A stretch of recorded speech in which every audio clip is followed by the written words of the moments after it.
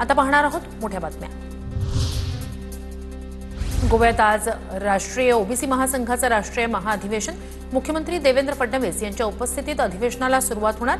महाराष्ट्रातील सर्व ओबीसी नेते उपस्थित राहण्याची शक्यता।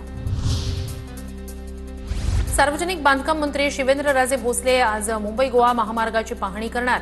पनवेलच्या पळसपे फाट्यापासून रत्नागिरीपर्यंत पाहणी दौरा। 15 वर्षापासून मुंबई गोवा हायवेचं काम रखडलेलंच, केवळ गणेशोत्सवाच्या पार्श्वभूमीवर नेत्यांना जाग। उपमुख्यमंत्री अजित पवारांच्या बीड दौऱ्याचा आजचा दुसरा दिवस। पंकजा मुंडेंचे समर्थक बाबरी मुंडे यांचा आज राष्ट्रवादीत पक्षप्रवेश। अजित पवारांकडून बीड जिल्हा रुग्णालय आणि जिल्हाधिकारी कार्यालयाच्या नवीन इमारतीची पाहणी। चुकीची कामं खपवून घेणार नाही, ठेकेदारांना अजित पवारांनी भरला दम।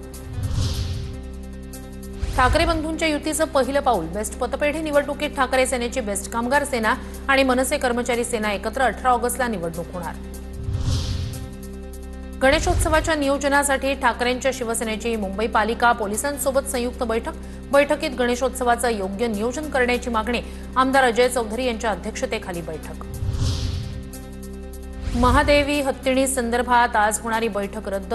आज होणारी बैठक उद्या दुपारी होणार। वनतारा, नांदणी मठ आणि राज्य सरकारच्या वकिलांची बैठक होणार। पुनर्विचार याचिकेवर बैठकीत चर्चा होणार असल्याची माहिती।